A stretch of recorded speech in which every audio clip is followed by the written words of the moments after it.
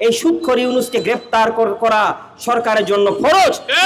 গ্রেফতার করতে হবে, ফাঁসি দিতে হবে। দেশ বিরোধী কোনো কাজ বাস্তবায়ন হতে দেয়া যাবে না।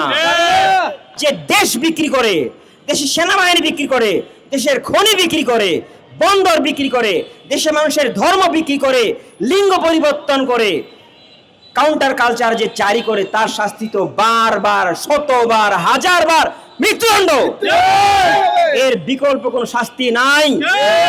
আমরা দেখছি তাকে বহাল তবিয়তে রাখা হচ্ছে। দেশের সাথে, জাতির সাথে বেইমানি, গাদ্দারি, প্রতারণা। বর্তমান সরকারের কাছে এই প্রতারণা আমরা আশা করি না। আমরা সরকারকে ধন্যবাদ জানাই।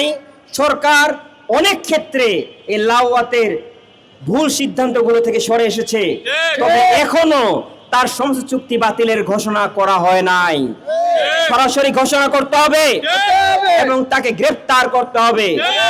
জনগণের প্রতি সম্মান জানিয়ে, দেশের সার্বভৌমত্বের প্রতি সম্মান জানিয়ে বর্তমান সরকারকে দেশের সার্বভৌমত্বের শত্রু, দ্বীন ইসলামের শত্রু এই সুদখোর ইউনূসকে গ্রেফতার করা সরকারের জন্য ফরজ। গ্রেফতার করতে হবে, ফাঁসি দিতে হবে। এরপরে কথা ছিল আমেরিকার অস্ত্র কোম্পানি এলসিহি সম্পর্কে। আমি তো বললামই, এর সঙ্গে করা চুক্তি বাতিল করতে হবে। আমেরিকার সাথে বাণিজ্য চুক্তি, এই অস্ত্র চুক্তি, জিসমিয়া চুক্তি, আকসা চুক্তি, যত চুক্তি ফুক্তি আছে, এই গোয়েন্দা নজরদারি চুক্তি, সব চুক্তিগুলো বাতিল করতে হবে। এর পরবর্তী দাবি হচ্ছে মার্কিন এবং ভারতীয় সামরিক কর্মকর্তা, গোয়েন্দা কর্মকর্তা, ব্যবসায়িক চক্ররা এখন দেশে ঘুরঘুর করছে। তাদের এই ঘুরঘুরের উদ্দেশ্য কি? তাদের এই ঘুরঘুর করাটাকে নিয়ন্ত্রণ করতে হবে। দেশ বিরোধী কোনো কাজ বাস্তবায়ন হতে দেয়া যাবে না। আমার বিপ্লবী বক্তা কাজী আহমদ বলেছেন, এই কূটনৈতিক শিষ্টাচার বহির্ভূতভাবে যারা এই কার্যক্রমগুলো করছে, তাদেরকে সরকারের পক্ষ থেকে নজরদারি এবং নিয়ন্ত্রণের আওতায় আনা উচিত। আমাদের দেশের কোন রাষ্ট্রদূত ভিন দেশে গিয়ে তো এ ধরনের কার্যক্রম করতে পারে না।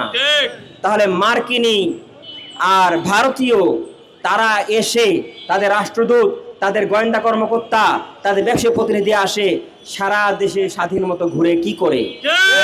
আমার প্রশ্ন, আমরা জানতে চাই, প্রতিকার চাই। এর পরবর্তী দাবি হচ্ছে আদিবাসী নিয়ে। আদিবাসী, আমার বিপ্লবী বক্তা বলেছেন, আমি আরো স্মরণ করে দিতে চাই, আমাদের স্বরাষ্ট্রমন্ত্রী, আমরা এর আগে বলেছিলাম, স্বরাষ্ট্রমন্ত্রী যেই হোক, তাদের পড়াশোনা করা উচিত। পড়াশোনা করা উচিত, দ্বীনি জ্ঞান অর্জন করা উচিত। দেশে দেশে সবার সাথে দ্য নিউজ।